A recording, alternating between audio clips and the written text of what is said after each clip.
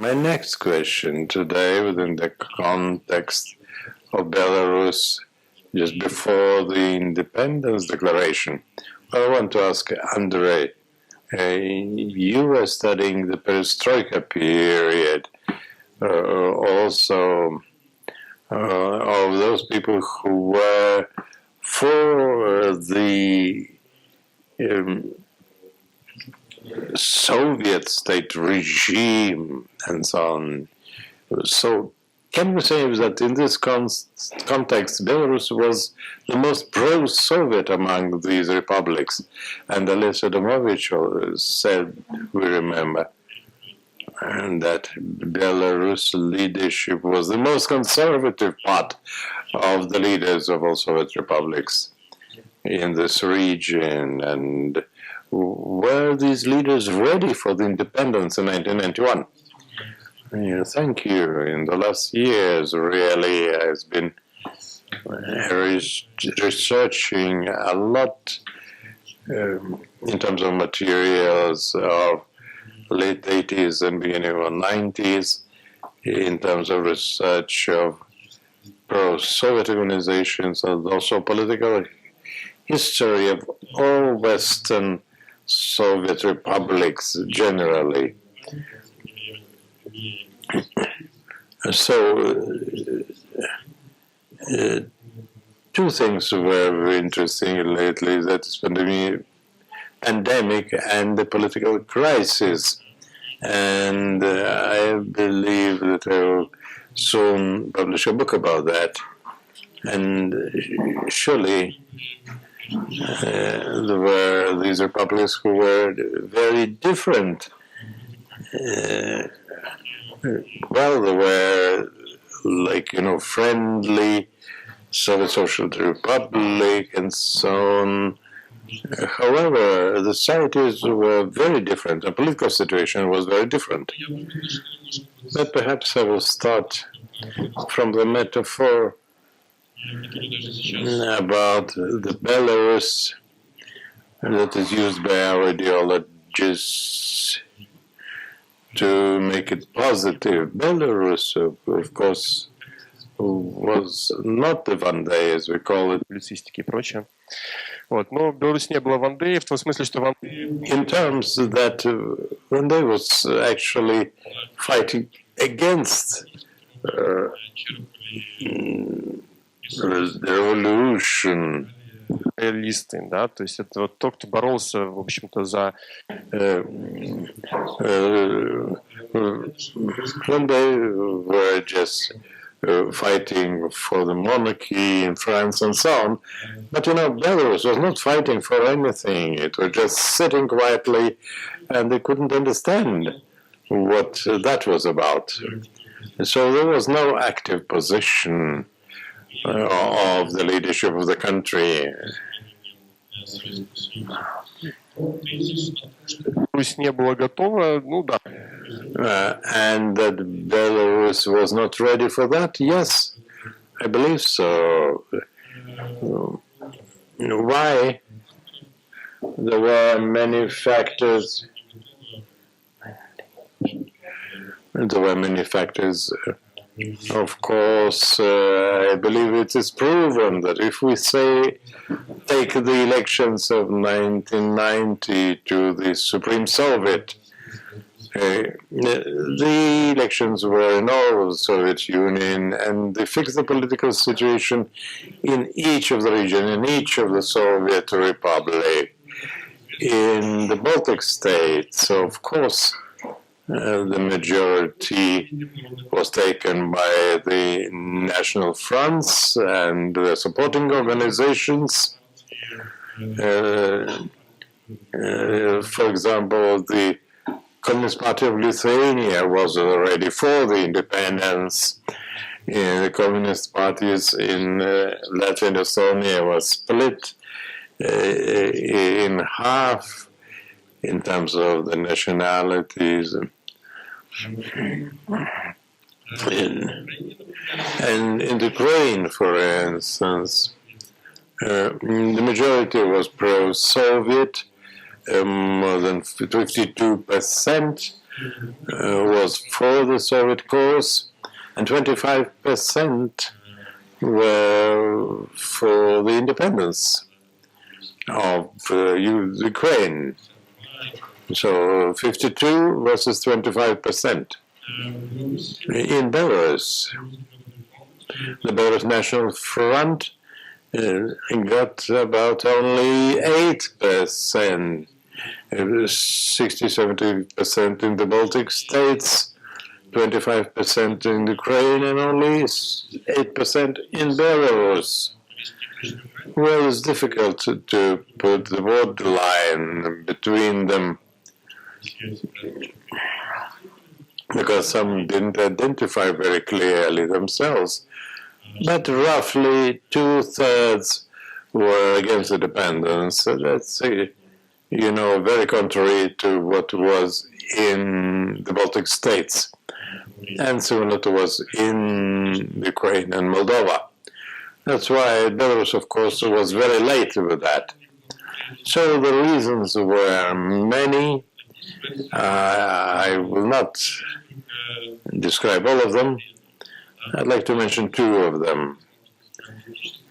Of course, it was the factor of Russification and the weak point of identity of the Russians, and the issues of history. The Belarusian Soviet history was interpreted very wrongly and actually falsified, but that was not the main problem. The problem was that the people of Belarus didn't know anything about the former history, about the great Duchy of Lithuania, and so on. If you look at the academic history publications, we can see that the comments of the Communist Party Congress received much more attention in terms of pages than the Congress of Belarusian Communist Party. In terms of ignoring the Belarusian history. And the second thing is important, which is rarely mentioned. It's a deep crisis of Belarusian nomenclature in the late 90s. After the Second World War, there were three personalities, Mazur, Musharraf, and Kisilov. They were the leaders. And in the beginning of the 80s, they were out of the political scene. After 1983, that was an important year. After that, it's just chaos within the new elite of the Russian nomenclature. It was a very weak elite. Kebich, Mesnikovich, and other personalities of leadership, they didn't have the understanding what the Republic was about, what the interests were about. They could speak about agriculture, about certain branches of industry, but they did not imagine themselves as the leaders of the Republic. But it's also important that the Belarus came to the independence with a big crisis of the Belarusian elite leadership. And the nomenclature actually was victorious in the elections of 1990, but they were not able to create any political force, any political party. There were fractions in the Supreme Soviet. They had about 2 weeks after the election, or sometimes in 2 years, to have a different party which shows that the political elite was not ready for it. And the Belarusian nomenclature was also crushed by the non-system person, that is Lukashenko, in 1994. And the people who had all the resources actually lost to a person who was completely out of this circle. And after this huge defeat, they were immediately out. And that was a unique situation among the former Soviet republics. So, of course, Belarus was not ready for independence in the political sense of the word. There were a lot of problems related to the inside crisis of the leadership of the communist nomenclature, the weak national identity, and also non-readiness of understanding of the Republic of Belarus as a political subject. And in that, Belarus lagged behind a lot compared to other Soviet republics. Thank you. Я тогда, наверное, следующий вопрос задам Александру. One more question to Alexander Dabravolski. So at the time you were between Minsk and Moscow, you were an active member of the Supreme Soviet in Moscow. Извне, да, то есть... So your view from the outside, how Belarus was actually active in Moscow, how the Belarusian question was tackled in Moscow, and how important Belarus was in terms of the disintegration of the Soviet Union. And another question, can we say that independence of Belarus was achieved as a result of the disintegration of the Soviet Union as an external factor, as opposed to the national movement from the inside? Thank you for your questions. Thank you that you invited me. And my best wishes to Rainer, who has been doing it for so many years. And now I try to answer questions. I believe that these are difficult questions on one hand, because the Belarus agenda in Moscow, in the Congress of the Supreme Soviet or other cabinets where everything was decided, was really very weak. Kazakevich, as the future prime minister, was for more independence and more changes. And for me, he looked as a quite progressive person. I was not a good politician or experienced politician at the time. I was just 30. I was just an engineer at the time. And I was just having my lessons at that decision-making level. And then I was comparing about how these questions were tackled in other former Soviet republics. And of course, we then heard from the Baltic republics in terms of a national interests first, but from Belarusians, it was not the question. The question was not raised even in these terms. Парламентская оппозиция в СССР. And even us, we were asking the questions in terms of democratic topics, not the national issues. Even the Georgians, the Moldovians were talking more about the national issues. The Moldovan deputy Yurga was giving a speech, and at one point he said, "Your time is out," and she said, "Look, I am talking about the interests of my country. How can you say my time is up?" And of course, the Belarusian political elite was not ready for independence. And also I can say that when we talk about the elite generally, yes, they were not ready. But when we look at the ideas popular in Belarus, so we can say that these ideas had been popular quite long ago. And in 1981, the Belarusian National Front was created.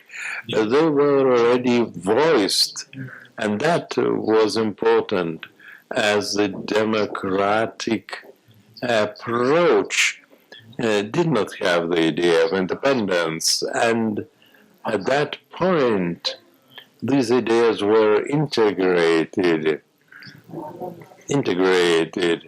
when the National Front started to be active in 1989, and that included firstly the intelligentsia, like the writers, the artists, and Vasil Bykov and Sedamovich and Malchkin. They became the political activists and then prepared the political view of Belarusian independence.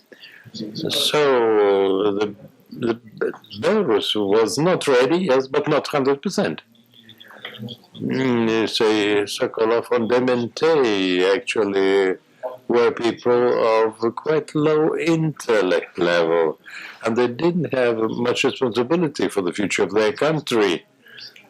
And in the Soviet Union, the Communist Party was led by the first secretary in the Republic, and the second secretary was always a Russian who was sent from Kremlin. And the second secretary in Belarus was more progressive than our elite politicians. So I believe that if we had people like Algirdas Brazauskas in Lithuania, then the situation was very different. And Brazauskas, he came as a leader of Lithuanian movement, not as the first secretary of Communist Party of Lithuania, but as a Lithuanian, the leader of the country. And our leaders didn't have this understanding. And each politician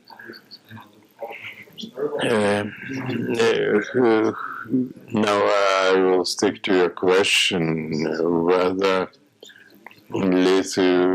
Belarus became independent as a result of the disintegration of the Soviet Union. I would say yes. Was it accidental? I would say no. It's understandable that also that the Russian Empire was in big crisis at the beginning of the 20th century. And the disintegration of the Russian Empire also started after the revolution of 1917. First the February Revolution and then the October Revolution. And then there was reincarnation of the empire in 1922 in terms of the Soviet Union. And Igor Gaidar, in his book, The Disintegration of the Empire, he says the final disintegration of the empire came in 1991. I believe he's wrong. And I talked with him, and he said, well, let's see what will be in the future. But basically, the disintegration started in 1991 and still continuing. But Belarus, yes, they actually had to become independent despite of its will, as there were people in Belarus who were hoping for this independence and who were forming the vision of new Belarus. And the fact that today we have the Soviet identity, the post-Soviet identity, and on the other hand we have the consensus for the independence.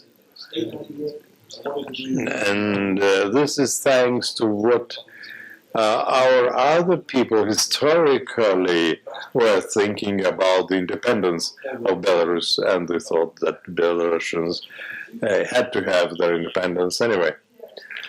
Yes, and I can say that the disintegration of the Soviet Union was made along the borders of the Soviet republics.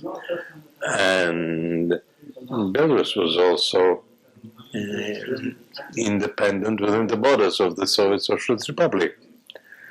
And the creation of independent state also implied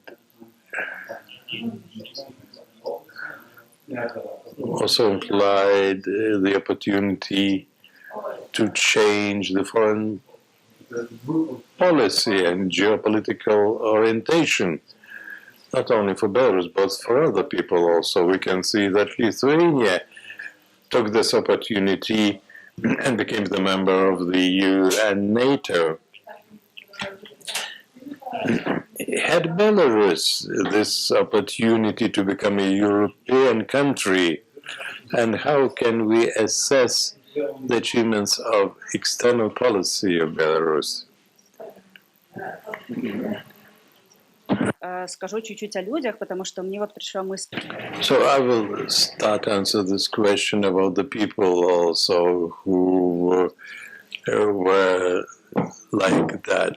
During the last 10 years, there have been big changes within the Society of Belarus. Of course, there are several reasons, like the level of education has grown compared to the beginning of the 90s, and also the growth of private sector.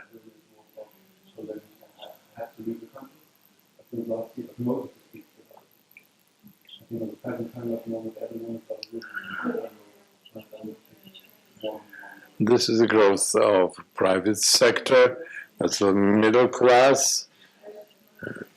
So we know that we are talking that there are more towns, more cities, and people want a high level of living, and some changes, of course, that took place, and we're talking about evolution, not revolution.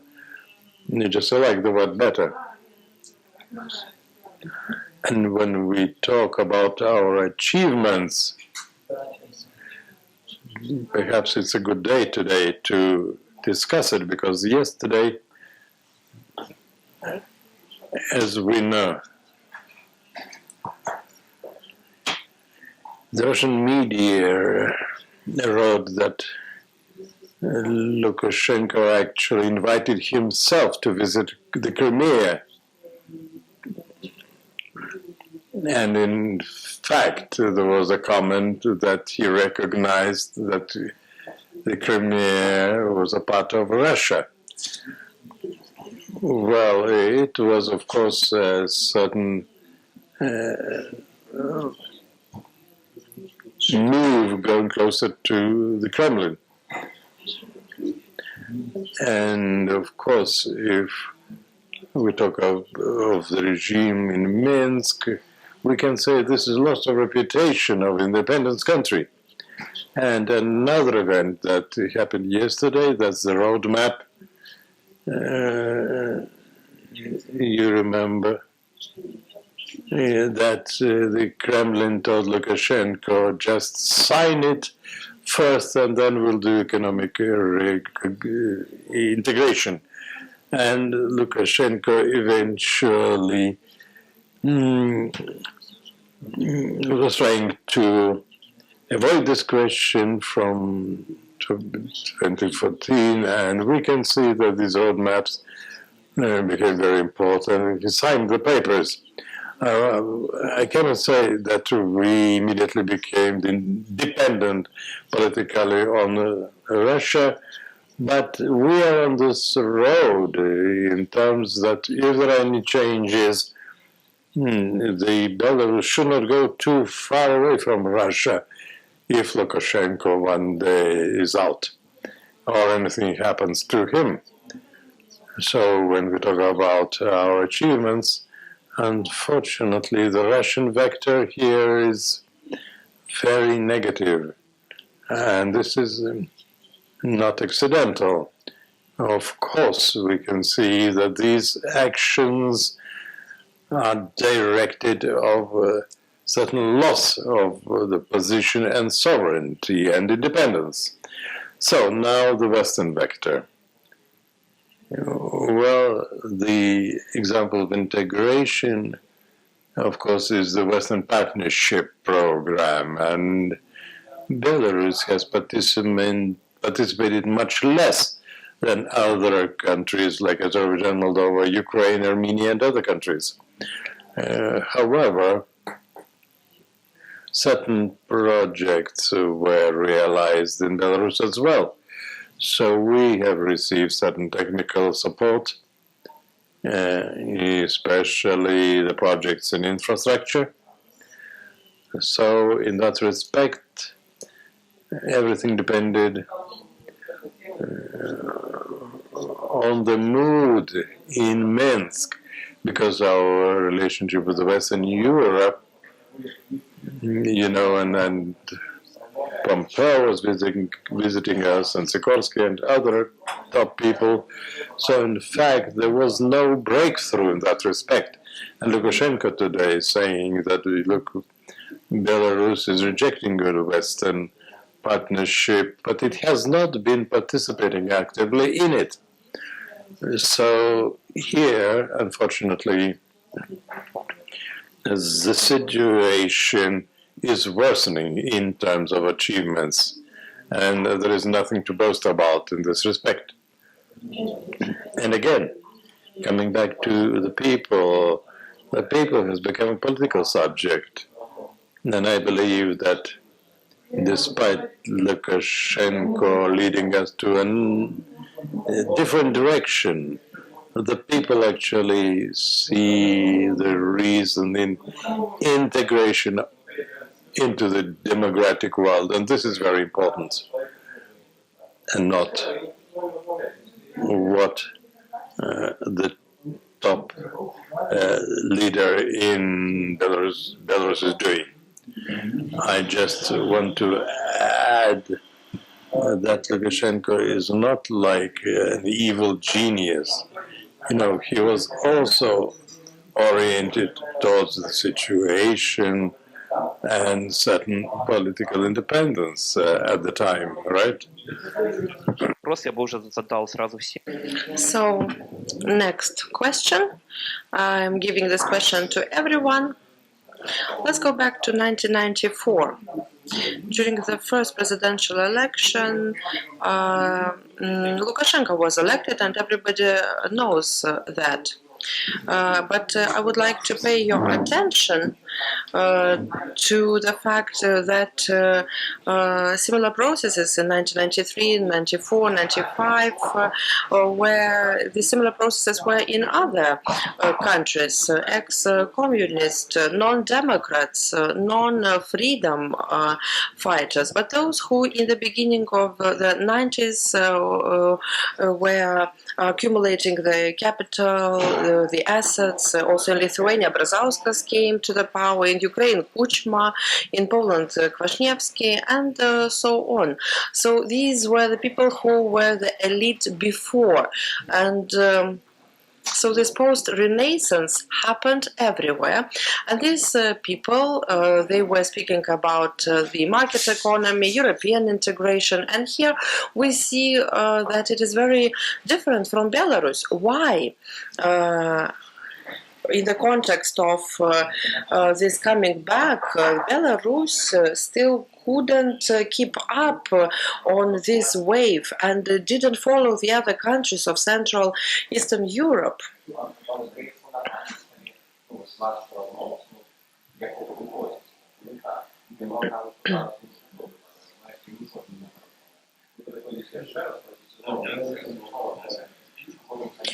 I will try to explain it. Going back to the crisis in Belarus, which happened in the second part of the 80s. And it's not the nomenclature that was good or bad.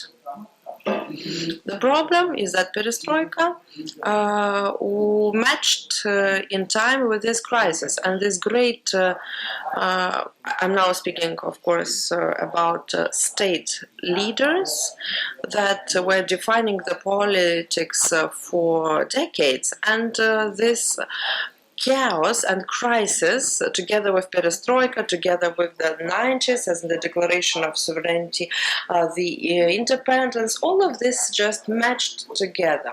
The big difference between Belarus and other republics, you said it right, that who comes back to power? Nomenclature.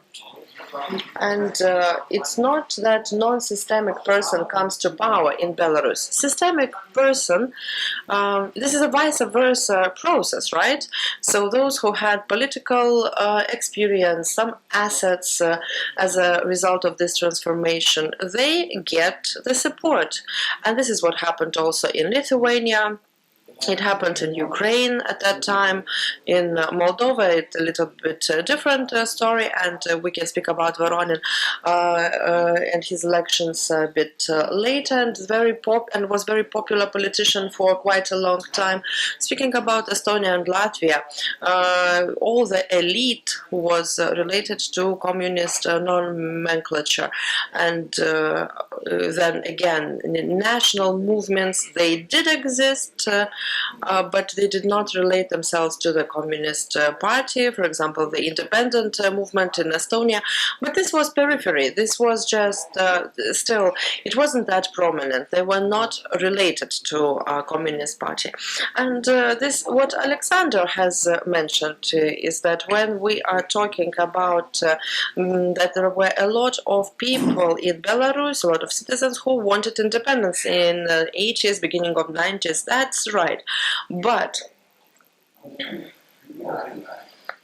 in all the cases, success was still dependent on how the communist nomenclature was supported. Estonia, for example, 1988, Estonian National Front, in all the communist articles, they were advertising that this organization is being established. A lot of, many of the nomenclature have supported it, especially on the first stage, 98, 88, 89. Then the state television, Estonian shows, TV shows, radio shows, all of them broadcasted the advertisement. The same happened in Latvia. In Lithuania, there was a different situation because national movement was separated from the communist nomenclature, but still the tendencies were quite the same. Of course, we had articles about Sayudis and so on. So the distance was less in Ukraine. There were some regions where all the communist nomenclature supported National Front, especially in the West. Same about Moldova and Belarus. No, Belarus is different. So there was... I think that this second secretary example shows a lot, because in his memoirs he's writing, for example, 1989, 1991, approximately this time, that he is proposing to the first secretary, to the nomenclature, to have a dialogue with Belarus National Front because we need to talk, we need to discuss, and we have perestroika, and it all should be transparent. But all the nomenclature is saying no, we will never sit at one discussion table with them. So yeah, there might be some channels for connection, but we're not going to collaborate with them. We're not going to have any joint actions with them. And how Belarus again was different. Belarusian National Front. This is the only national front of that period that was acting. For example, in 1981, that was acting not in Belarus, but their meeting was held, for example, in Vilnius in 1989. Although others were all the time organizing all the meetings inside. But of course, this was sanctioned by the local Communist Party. So that's why they had to move to Vilnius. All the other national fronts, either it was very simple, for example, like in Baltic states and in Moldova, to get to hold their meeting inside the country, or they could hold it like in Ukraine, for example. But in Belarus, the distance between the opposition and nomenclature was much wider than anywhere else. And it was a deep political crisis. And this led to 1994 events. And I think that phenomenon of Lukashenko, non-systemic person who is victorious over nomenclature and gets the power. And in other countries, everything happened a completely different way, because nomenclature was coming back to the power, it had potential, it had assets, and it was supported. Belarusian nomenclature lost. And it came off the scene after 1999 for sure, but this process started since 1994, that it has started losing power. Yeah, these were just leftovers.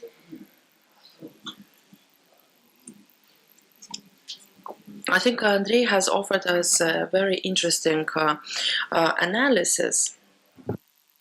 Мы с Алексеем Ластовским. With Alexei Lastouski, we were taking part in one event, and I think this question of self-identity and asking who we are, and again, history itself, it is very important in order for us to understand how and why it happened. During that event, I presented a speech speaking about the past and the future. And the thesis was that the understanding of who we are and where we're going, and it is not just some structures, but this is the mass understanding, mass consciousness is the cause of our way. In short, I'll tell you what discourses we have found in our consciousness. First, this is a Russian Imperial discourse.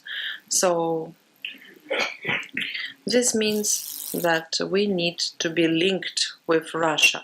Another discourse is Soviet and post-Soviet. We are Soviet people who have inherited the Soviet Union that has disintegrated, and it wasn't successful disintegration. And again, this is the main mode now in Belarus. It is being supported by our non-legitimate authority. Again, here we have. So, where are we from? Are we from the Russian Empire? Are we from are we Belarusians? Yeah, this is the third discourse, and we have Polotsk, Dutchess roots. then we know about the Institute of Belarusian Culture, and then we have to speak about the Great Duchy of Lithuania.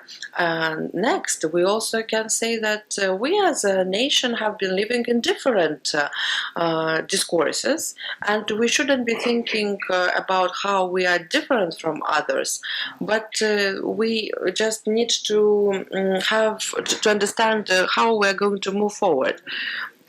Because Andrei is saying that nomenclature lost, but it hasn't, because this post-Soviet approach, always the second, not the first, our leaders were feeling themselves this way, they were always looking up at Moscow, and this again we're speaking about a person who have reanimated, yes, this Moscow approach. So again, speaking here about the independence, inevitably it's quite a harsh rivalship with post-Soviet discourse, which is still dominant, I believe, in Belarusian information intellectual environment and in the mass consciousness. So new generation has grown up, they are ready for independence and they got used to independence, and that's why this clash happened. New independence approach, and it's very interesting where we have been living before, but also it's interesting to know how are we going to live. So it's a, you know, this past and future. Вот и Андрей и Александр очень основательно все этот вопрос затронули. Хочу продолжить тему, которую Александр начал. Еще the topic that Alexander has started, the phenomenon of identity. When I was researching in the field of history of Belarus, the end of 90s, beginning of this century, so we're interested in the geography of the human being. And now when Alexander, for example, is telling us about the biography, in our poll we had a very simple question of the nationality, and we were working on the periphery in the villages with people who and these people, when they were seeing this question, they were shocked. Question, they were saying, we're Russians, we attend the church, this kind of answers. Or before, we used to be Polish, and now most probably we're Belarusian. So the understanding was that we are local people, we're just living here, and you're asking us strange questions. What is your nationality? In Minsk, one of the women said, I am Belarusian, and that was this was so surprising, but it turned out that her daughter is studying law at university, so that explains much. Again, historians cannot tackle these problems. For example, textbooks, non-Soviet textbooks and also Soviet textbooks in Belarus. I was analyzing, these are school and university textbooks. Belarus was never a subject of history. Russia, Poland, Lithuanians, they were subjects, even German occupants. But Belarusians, no. They were not deciding their future, and they were not even deciding anything. And this is a very difficult, this is a horrible situation.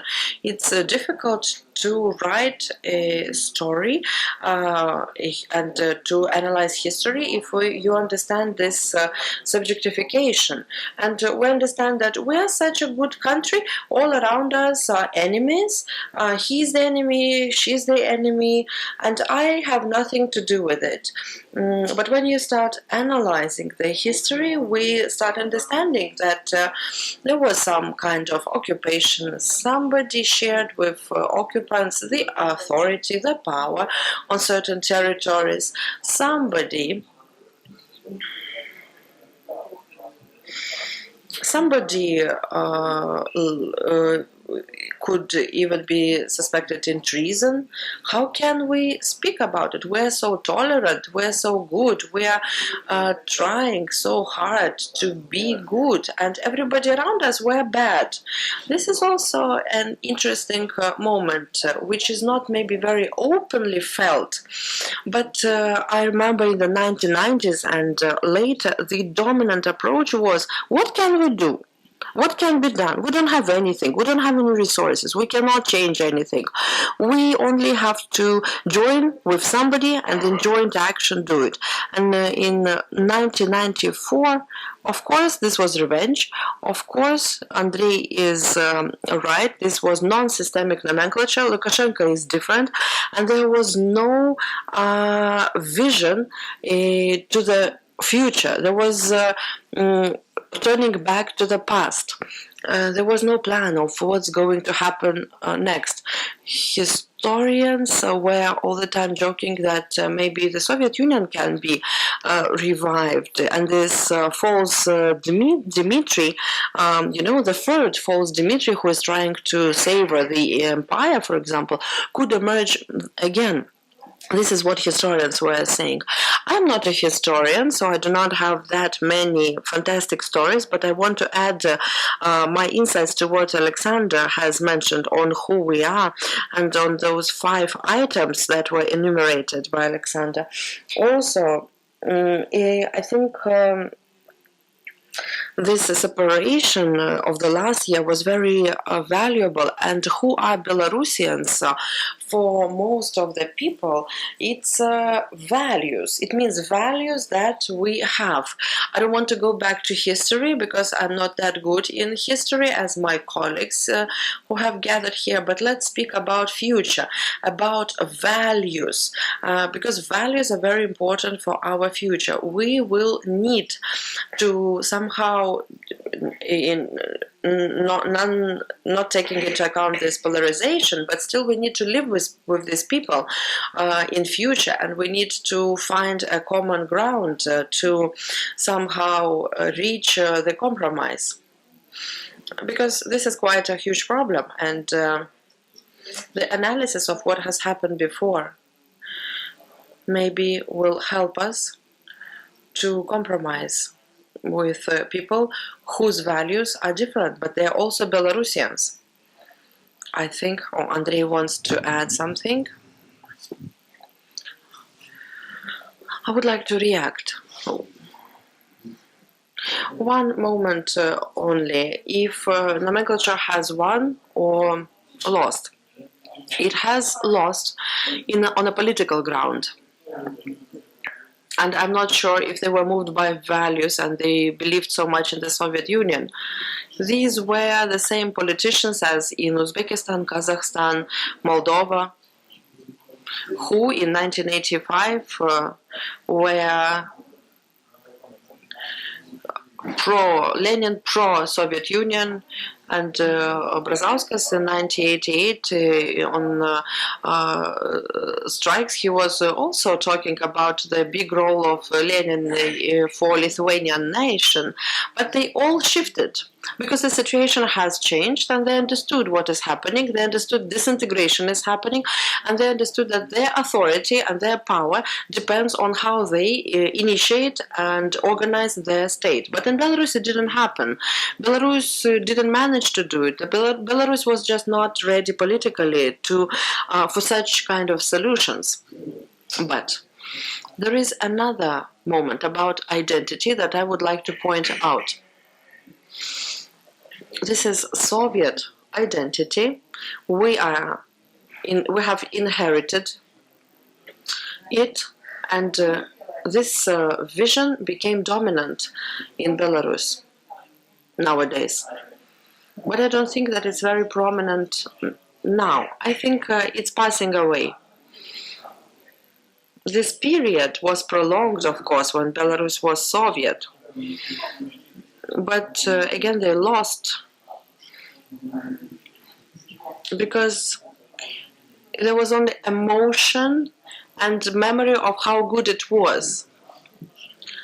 How many monuments Masharov monuments were erected in the last 30 years. This is a central figure of Soviet history. They should be praying on him, but how many? Maybe several monuments. How many monuments to Mazurov? It's another hero. Many of you can't even remember him, but it is the person whose career in the on the Soviet grounds was the most successful. Kiselov. Who is Kiselov? Nobody remembers, nobody knows. But for 2 decades, this person was the head of the Council of Ministers, and he was the first secretary. Where are the monuments erected in memory of them? So there was no feeling, only emotions. There was no values attached, only emotional component.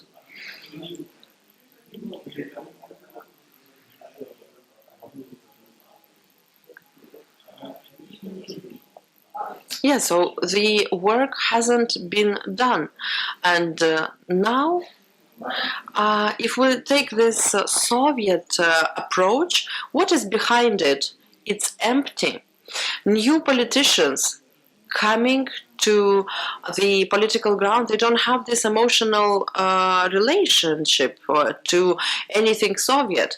And I do not see it happening again. And this construction, if it's not viable even, I think now in Belarus we have citizens, we have this and that kind of situation, but it's not supported anymore, it's empty. Yes, Andrei, you have just said that these people are Soviet, and for them, Soviet is in Moscow, but not in Minsk. This is the problem. Soviet is very much related to Imperial. They value Stalin, Brezhnev, but not Mazurov and not Kiselov. That's all. So, but I do agree that it's passing away. Many new people are coming who don't have any emotional or rational relation to it. They don't understand why we should look into the past. And Belarus has been turning into the past for the last few years in a very intense manner. For me, it's very difficult not to react. Not even one monument for Masharov is erected, and the boulevard of Masharov in the center of Minsk was renamed. It was renamed to the boulevard of Victory. So again, the surname Masharov was taken out of the school textbooks even. So I think that the memory of Masharov was erased on purpose so that he is not a rival for Lukashenko. And Soviet now in Belarus is concentrated along this victory in the war, but and all of this glory, but party leaders, partisans, heroes, they are forgotten. And again, I'm saying that they have lost in the fight for identity. On one hand, they're saying that Belarus is the continuation of Belarusian Soviet Socialist Republic, but in their discourse there is no BSSR. There is Soviet Army, and BSSR as in itself is not even, it doesn't have any positive content. There is not even one textbook or book that would be written about it. But we have the September the 17th, the holiday, the celebration of national unity. Yeah, but the logic is the same. This is Stalin decree.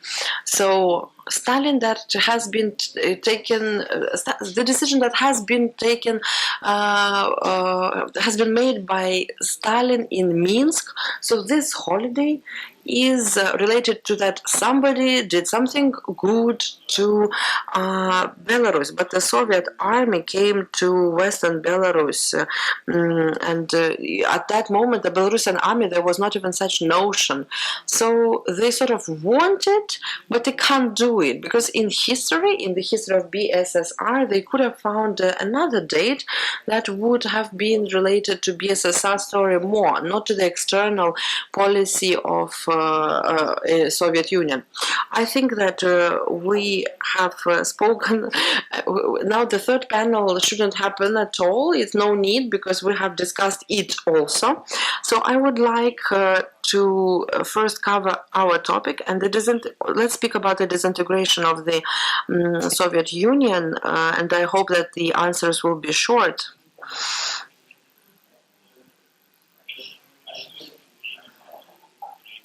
Sovietologists that were professionally that were analyzing it as their professional career, not any one of them could foresee that in 1991 the Soviet Union will disintegrate and that the independent Republic of Belarus will emerge. If we remember the 2020, nobody, politologists, sociologists, nobody has foreseen the scale of the protests that happened and are happening in Belarus. The question to Andrei. Can humanitarian and social sciences foresee the future? Yes, we understand that they can interpret what happened already, but can we foresee the cardinal shifts that absolutely change the picture? Can we do it?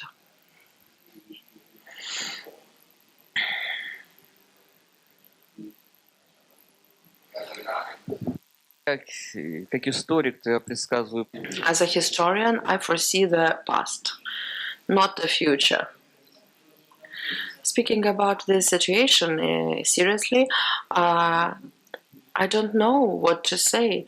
Most probably you need to be a sociologist or politologist, not a historian. But our situation in the 90s and later, how can we analyze the authoritarian, totalitarian state?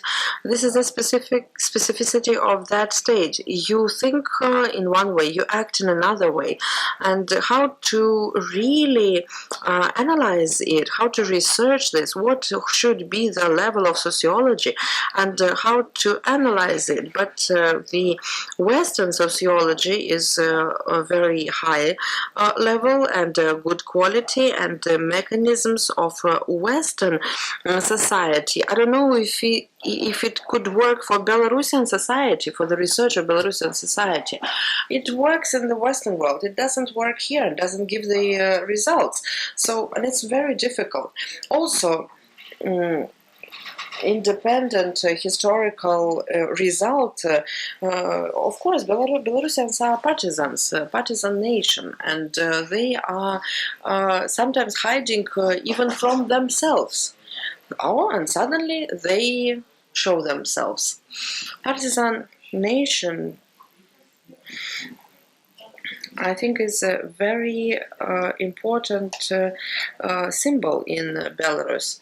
About sociology, not long ago, Tatyana Vodolazhskaya, I have interviewed Tatyana, and it was very interesting to listen to her.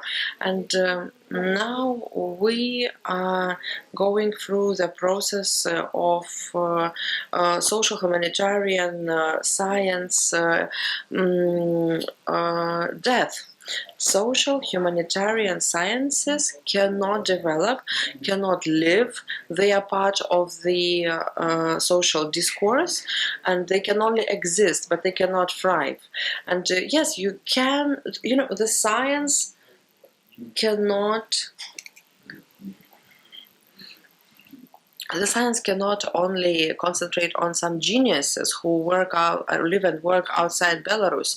It works in another way. And I asked Tatyana this question because she is working on the reform of the educational system in Belarus, and Tatiana said that it is impossible to introduce any reforms. I'm speaking about social humanitarian sciences, so I cannot even add anything else. Andrei gave me the mic because he said that it's a painful question for him and he doesn't want to experience that pain and answer it. So this topic that you have raised is really very difficult. Me, being a humanitarian myself, in this field, the system is so difficult. It's difficult to analyze and difficult to foresee. But some people do undertake it, and they are called futurologists. So you can read Kurzweil, for example, the famous futurologist. So yes, they do foresee the future. But futuristic research that I have been doing, but not on the scientific level, but just on the social level, so that to understand how political processes can develop. Yes, we do this political forecasting, but Vadim, for example, have been doing it. So there, during this research, we try to understand what are the tendencies and trends that depict the situation. What are the subjects that make decisions, and how? What are the conflicts between them? What are the coalitions? How we then create the matrix? And I think that nobody can foresee the future, but to foresee the variants of the events, of the future events, this is possible. We have foreseen Russia-Ukraine war in 2009, just in our scenarios.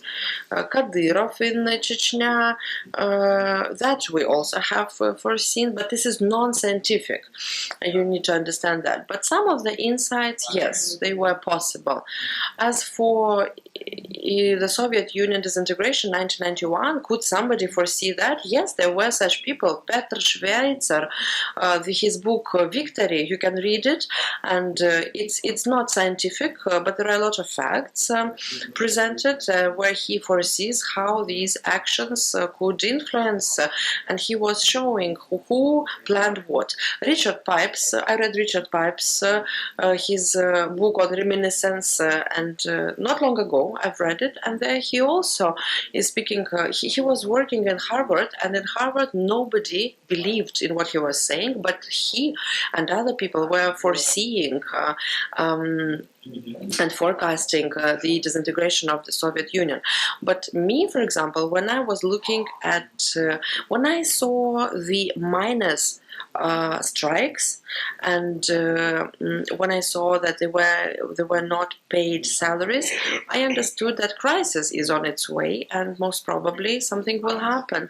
But the putsch that happened before that, for me, it was a signal that yes, most probably the Soviet Union is going to be disintegrated, because the putsch wasn't developed after 3 days. So it's a difficult topic, and it's difficult to speak about it.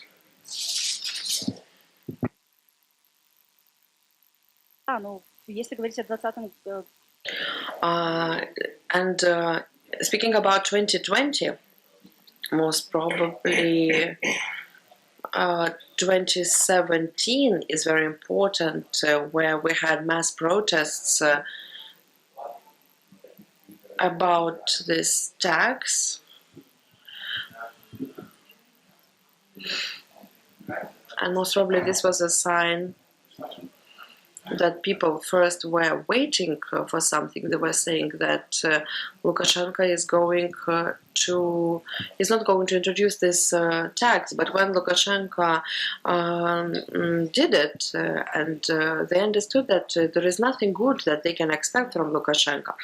From the beginning, I was speaking about shift in values, quality of life, generations, which happened in Belarus. And based on the research of these trends of the last 5 to 10 years, we can or could speak about protests, activity, especially having in mind the events in 2017. Of course, I am not saying that I knew something and foreseen it, but going back to the old texts, this mobilization, it was there.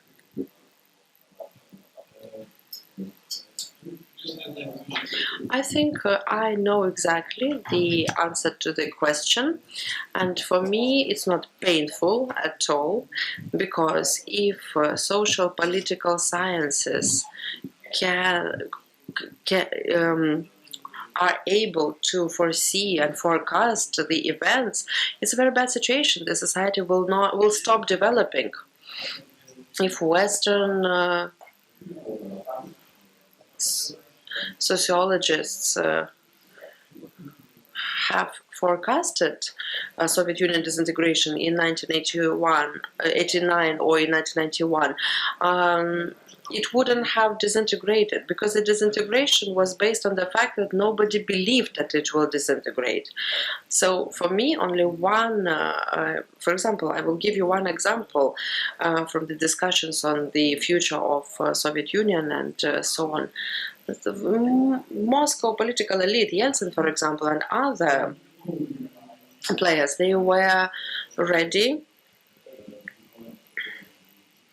they were ready for the independence of other republics, and they were sure that the republics still are going to be dependent on us, on resources, economy, oil, gas, and so on. So this rhetoric in 1991 was obvious. If Western politologists, sociologists in 1989, for example, have foreseen it, then Soviet elite would have acted in a different way, and there would be no disintegration. The same as with 2020. If Belarusian experts would have foreseen the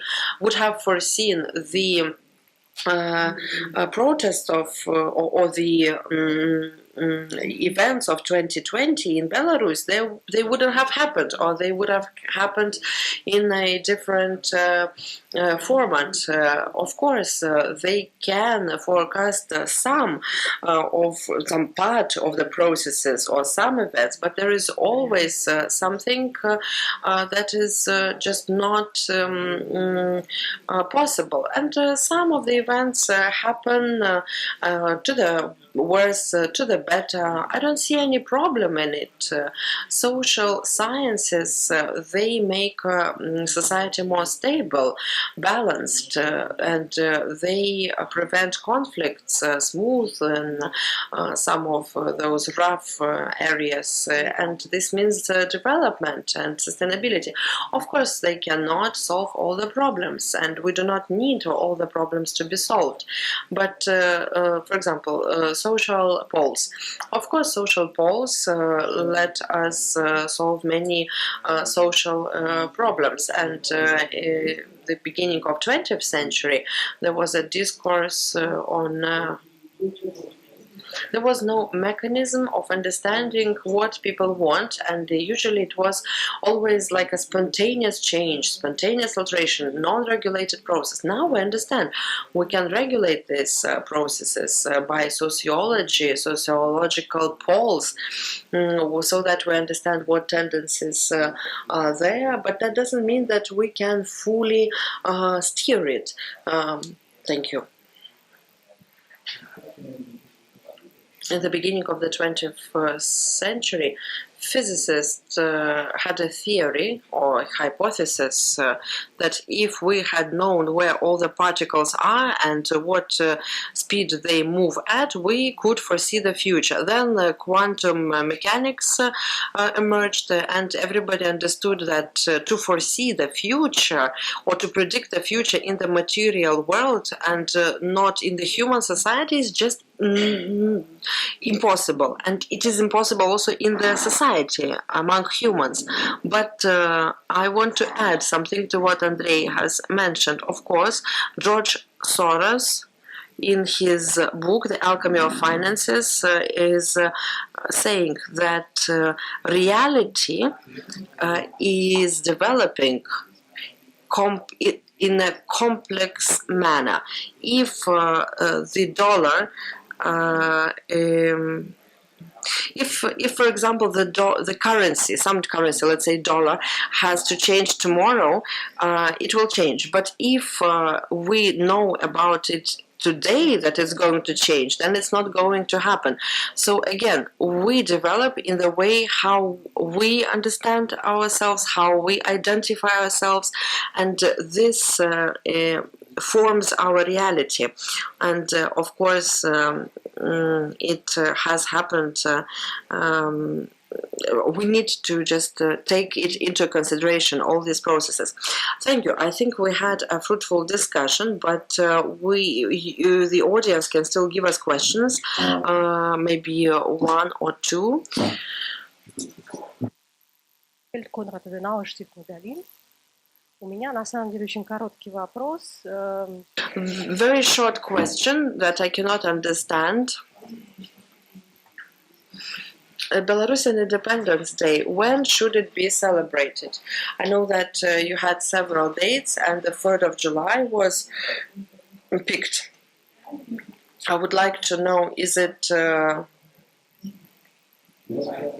relevant? To the 25th of March?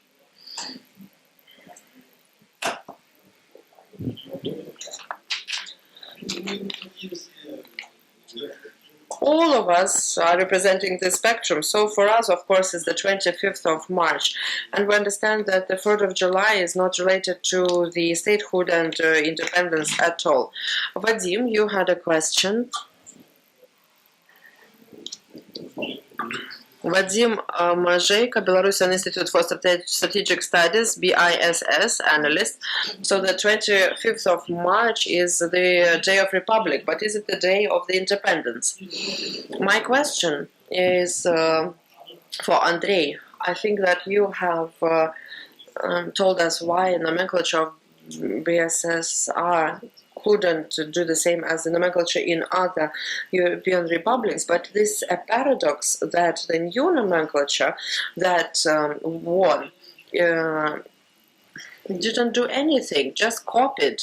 It won, but it was victorious, but it didn't offer anything new. So this is a projection to the so what do you think the new nomenclature, how it hasn't copied the Soviet one by 100%. So what in principle have changed in the new nomenclature?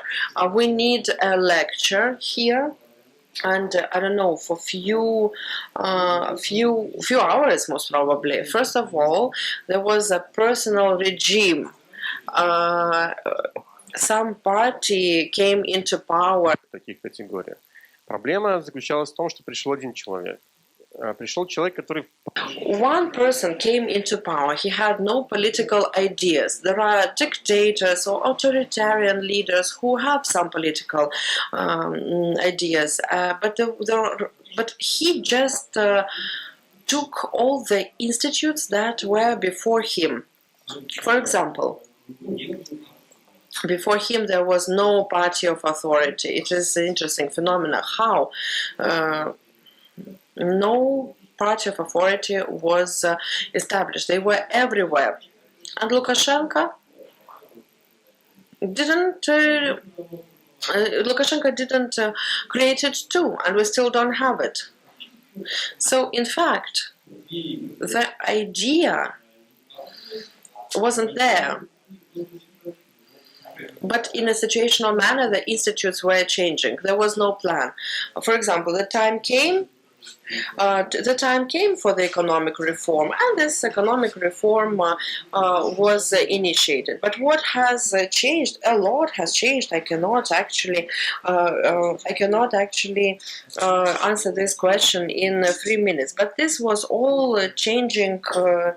In a situational manner, because these were operative problems, and they were solved as they emerged, and this was just amateur and personalized authority. And it is concentrated in the hands of one person. The problem of Lukashenko, or the phenomenon of Lukashenko, is that he has always been afraid to create some institutes, and he always wants the power all in his hands. And he didn't have the nomenclature experience or political play experience, so he has simplified all the politics, and has simplified. He did not create institutes so that they do not make the political game complex. So there were no strong fractions in the parliament, no strong parties, because this would all make the political arena complex. And it is very, it's in short what I can say, because it's quite a wide issue. And Belarusian state ideology, or even using any version of nationalism, it was also non-relevant, because ideology is very abstract in Belarus. If it's BSSR, it has no content behind it. If it's statehood, it also has it's empty. It has no content, and I think this is the same logic to simplify everything. And just because we want to pass this symbolic capital or assets to somebody. He didn't want to do it, and he understood that this will make him not that strong, and that's why he was simplifying all the political game, all the political arena. Okay, thank you.